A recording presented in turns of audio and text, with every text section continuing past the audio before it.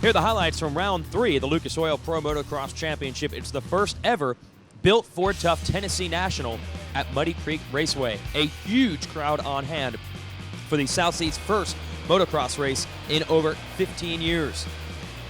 Here's the highlights of 450 Moto 1. Ryan Villopoto, your series points leader, grabs the motorcyclesuperstore.com hole shot, then almost crashes. He gets a serious challenge from Honda Muscle Milk's Justin Barcia, and the rookie to the 450 class would make the pass on Villopoto and begin a furious battle for the lead that had the partisan crowd fired up. They each had their favorite. Some wanted to see Villopoto get it. Some wanted to see Barcia get it.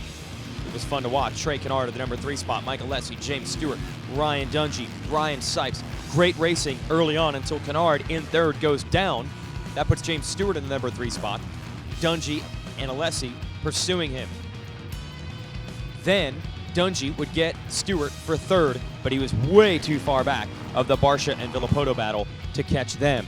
Look at Barcia all the way to the halfway mark, still all over the number 2. Villopoto makes a mistake. Barcia makes a similar one, but it is man strength versus boy strength. Some of the men in this class, Clement DeSalle, he would challenge James Stewart down the stretch.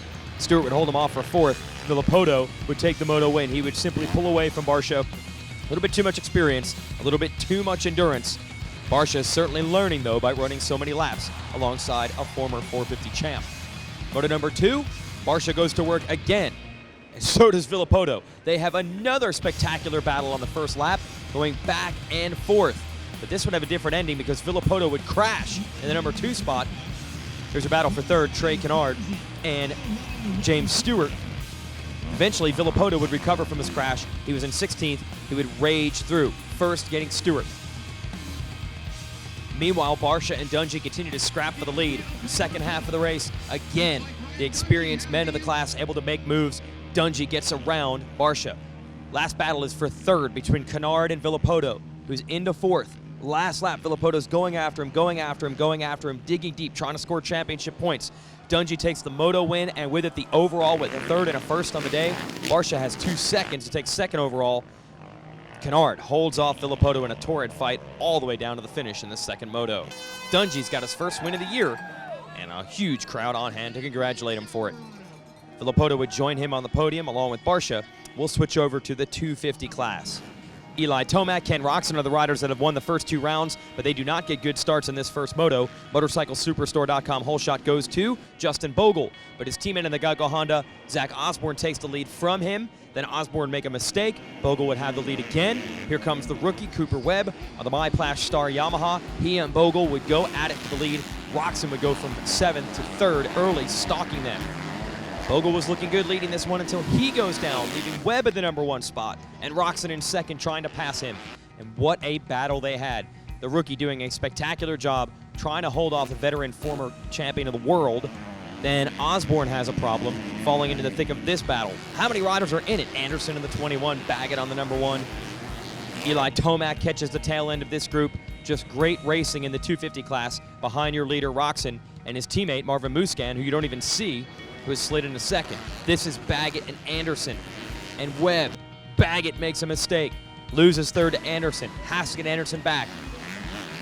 He would do just that. Put his Kawasaki up into 3rd behind the 2 KTM riders. Finally, late in the race, Eli Tomac, watching all that racing, getting through all that racing, would move up to 4th.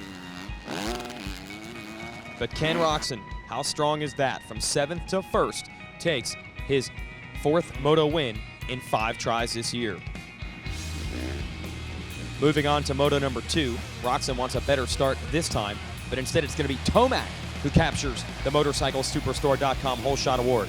And Tomac's strong coming through traffic. You know he's going to be good if you give him the early lead. He's got the rookie Webb and Musquin to challenge him early. Bad news for Webb, though. He cross-ruts here on lap 2 and goes down. He would eventually finish 15th. As Tomac begins to slip away from Musquin, you've got Osborne, Bogle, the entire Monster Energy Pro Circuit Kawasaki team, and Roxon in the fight. Here's Roxon getting around Bogle, and then here's Roxon crashing. Now, Roxon's overall win is in jeopardy. He won the first moto. He has to finish 3rd here at moto number 2. He would do everything he could to get back to that position. He would work his way past Bogle and Osborne. He would work his way past Baggett even. It looked like the German was going to stave off the challenge and get the overall. He'd make a mistake, though, and open the door back up for Baggett. Just too many mistakes from Roczen down the stretch. Here he is trying to get Baggett again. Couldn't make it happen. He finished 4th in the Moto. He'd go 1-4. A 4-1 for Tomac.